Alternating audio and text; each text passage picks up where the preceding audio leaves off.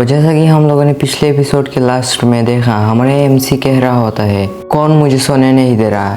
इसकी वजह से अगर मेरे रात की परफॉर्मेंस पे कुछ दिक्कत हुआ तो तभी लिन के साथ जो बंदा खड़ा हुआ होता है वो बोलता है क्या इससे तो अच्छा मैं हूँ मिस रुक्सी के लिए। तभी जाओ बोलता है क्या ये है, ये तो हमारा यंग सिटी का कचरा जियांग है, ये यहाँ पे वेडिंग ड्रेस पे क्या कर रहा है।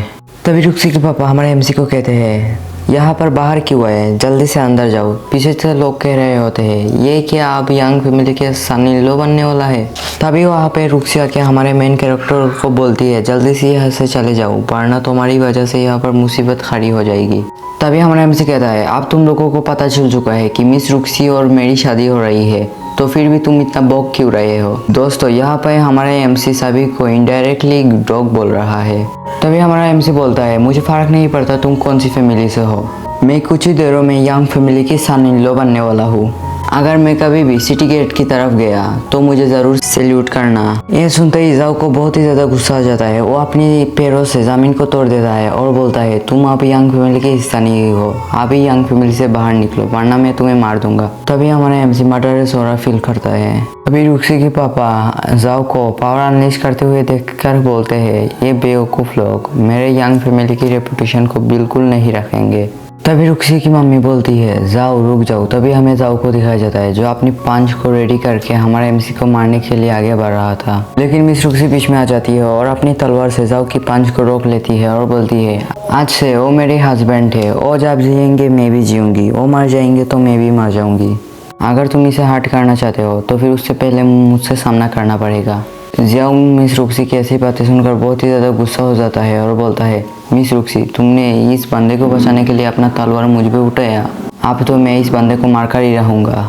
तभी मिस रुक्सी एमसी के सामने चली जाती है। हमारे एमसी ये देखकर मिस रुक्सी को साइड में हटाता है। ये देखकर मिस रुक्सी बोलता है तुम इसे हरा नहीं सकते, तुम बहुत ही ज़्यादा कमज़ोर हो। तभी हमारा एमसी बोलता है तुम्हें चिंता करने की ज़रूरत नहीं, और एटीट्यूड में कहता है इसे मैं संभालता हूँ। तो अभी मिस रुक्सी कहती है तुम नहीं कर पाओगे, लेकिन हमारा एमसी कहता है तुम चिंता मत करो इसे मैं हरा दूंगा। तभी हमारा एमसी मन में सोच रहा होता है मैं तुमसे शादी करने वाला हूँ, इसका मतलब मैं तुम्हारी लाइफ और तुम्हें प्रोटेक्ट करूँगा। तभी हमारा एमसी जाओ से कहता है अगर तुम मिस रुक्सी से सच में प्यार करते हो तो फिर चलो हम लोग बेट लगाते हैं। तभी जाओ कहता है कौन सी बेट। तभी हमारा एमसी कहता है हम लोग पहली बेट पे हमारा पैसा लगाएंगे, दूसरे में हम हमारी पेनिस लगाएंगे। दोस्तों पेनिस वही है जो आप लोग सोच रहे हैं। अगर कुछ लोगों को नहीं पता कि पेनिस क्या है तो आप लोगों को पता जाओ, पेनिस का मतलब है लड़कों का तीसरी टांग, मतलब समझ जाओ यार। और हमारा एमसी कहता है तीसरे बेट में हम हमारे लाइफ को लगाएंगे, और जाओ पेनिस वाली बात से परेशान हो जाता है। तभी हमारा एमसी कहता है अगर तुम हार गए तो तुम्हें अपना तीसरी टांग काटना पड़ेगा। क्या तुम डर गए, यह सुनकर सभी लोग शॉक हो जाता है। तभी हमारा एमसी बोलता है तो चलो तुम कौन सी बेट लगाना चाहोगे, क्योंकि बेट का प्लान मैंने ही तुम्हें दिया है इसलिए तुम चुन सकते हो तुम्हारे लिए कौन सा अच्छा होगा। जाओ ये बात सुनकर बहुत ही खुश हो जाता है और बोलता है तुम चाहते हो मैं चूज़ करूँ कौन सा बेट होना चाहिए, तो ठीक है हमारा पहला बेट होगा मिलिट्री फॉर्मेशन का, दूसरा तीरंदाजी का, और तीसरा हम देखेंगे हम में से स्ट्रॉन्ग कौन है। तभी लिन के साथ जो बंदा है वो सोच रहा होता है जाओ 10 साल से मिलिट्री में है, उससे ज़्यादा कोई बेहतर नहीं है, वही ये बेट जीतेगा। और लिन सोच रही होते हैं मुझे इससे शूट करा मिलेगा वरना मुझे सब समय एम्बेरस फील करके जीना पड़ता।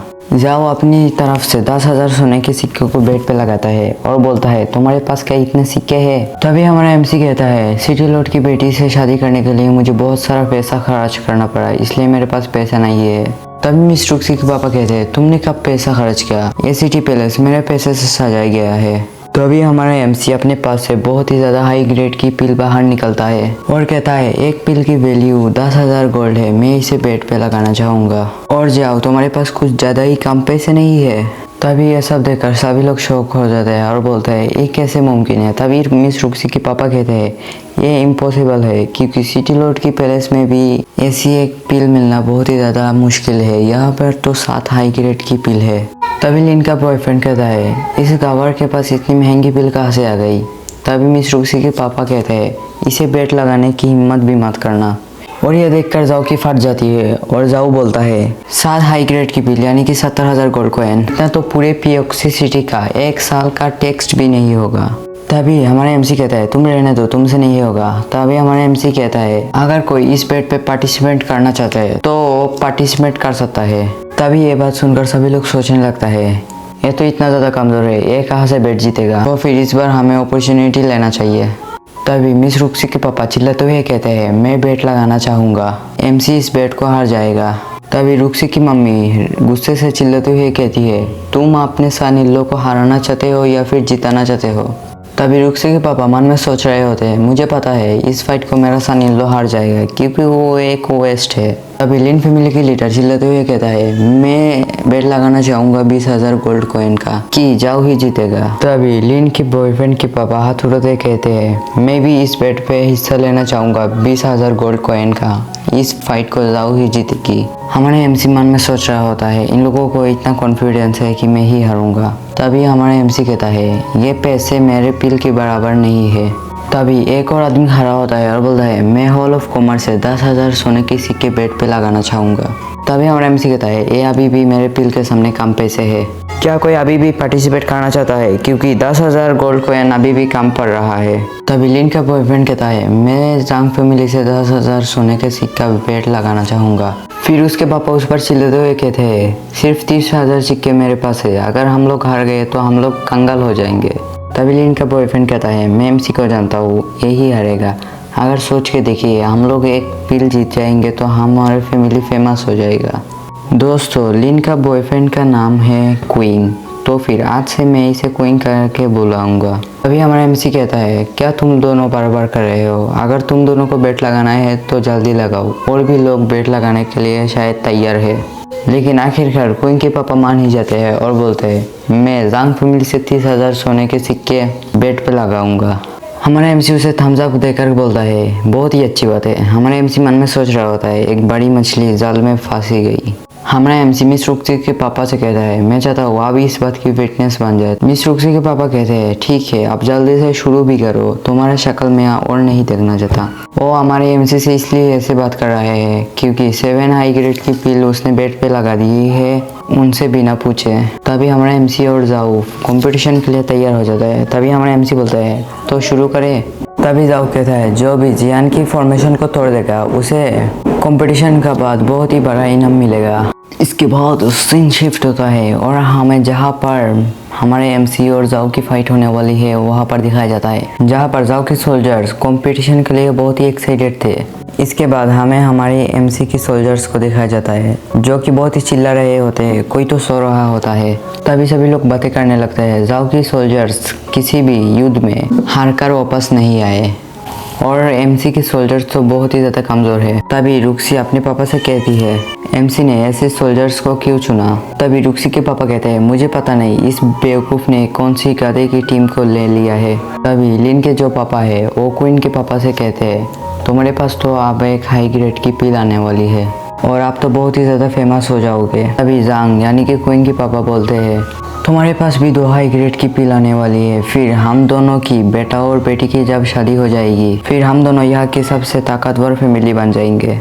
और ये बातें रुक्सी के पापा साइड में बैठकर सुन रहे होते हैं। ये बात सुनकर उन्हें बहुत ही ज़्यादा गुस्सा आता है और वो एमसी से बोलता है तुम्हारी वजह से हमारी दुश्मन को इतना ज़्यादा ताकतवर पिल मिल जाएगा, अगर तुम हारे तो मैं तुम्हें छोड़ूंगा नहीं। तभी हमारा एमसी सोच रहा होता है मेरे फादर इन लो मुझे कितना इनकरेज कर रहे हैं, फादर इन लो आप चिंता मत करें, मैं ही इस कंपटीशन को जीतूंगा। फिर जैसे ही रुक्सी के पापा कंपटीशन को स्टार्ट करने के लिए कहते हैं तभी जाओ अपने सोल्जर को कहते हैं जाओ जाके जल्दी से फॉर्मेशन बनाओ। तब जाओ की सोल्जर्स फॉर्मेशन बनाने में लग जाते हैं। तब जब वो लोग फॉर्मेशन बना लेते हैं तो सब लोग देखकर बहुत ही ज़्यादा शॉक हो जाते हैं और बोलते हैं ये तो लॉन्ग स्नैक फॉर्मेशन है। फिर हमें इस फॉर्मेशन के बारे में पता चलता है ये फॉर्मेशन एक किलिंग फॉर्मेशन है, इस फॉर्मेशन से सामने वाले सोल्जर्स जल्दी ही मारे जाते हैं। इसके बाद हमें क्वीन को दिखाया जाता है, वो बोल रहा होता है अपने पापा से पापा आप चिंता मत करो मैंने शर्त लगाया है, अगर एमसी जीत गया तो मैं उसे दादाजी बुलाऊंगा। तभी क्वीन के पापा बोलते हैं अगर तुम इस शर्त में हार गए और उसे दादाजी बोला तो मैं तुम्हें अपनी फैमिली से बाहर कर दूंगा, तुम्हें मैं अपना बेटा कभी भी नहीं बुलाऊंगा। तभी क्वीन कहता है पापा आप भी जानते हो एमसी कभी भी जीत नहीं सकता। तभी हमें हमारे एमसी को दिखाया जाता है। हमारा एमसी सोल्जर से कहता है अपनी शील्ड को सामने ले आओ। तभी हम देखते हैं हमारा एमसी का सोल्जर्स मिलके एक फॉर्मेशन बना लिया होता है। तभी क्वीन कहता है हाँ मुझे पता है तुम मिलिट्री फॉर्मेशन के बारे में कुछ नहीं जानते।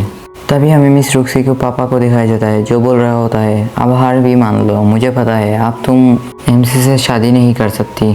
तभी रुक्सी कहती है आप गलत कह रहे हैं। तभी हमें जाओ को दिखाया जाता है जो बहुत ही ज़्यादा खुश हो रहा होता है। वो बोलता है अब तो मैं ही जीतूंगा 100% गारंटी। तभी वो अपने सोल्जर्स को कहता है उसकी फॉर्मेशन को तोड़ दो। तभी हमें दिखाया जाता है जाओ के सोल्जर्स एमसी के सोल्जर पे अटैक कर देते हैं, लेकिन हमारा एमसी का सोल्जर्स उस अटैक को ब्लॉक कर लेता है।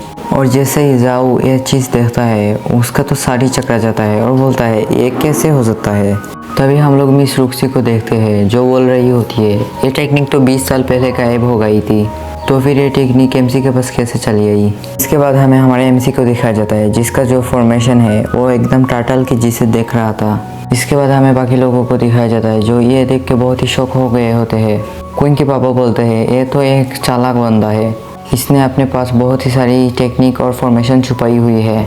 तभी हमें हमारे एमसी को दिखाया जाता है जो कि बहुत ही ज़्यादा खुश हो रहा होता है।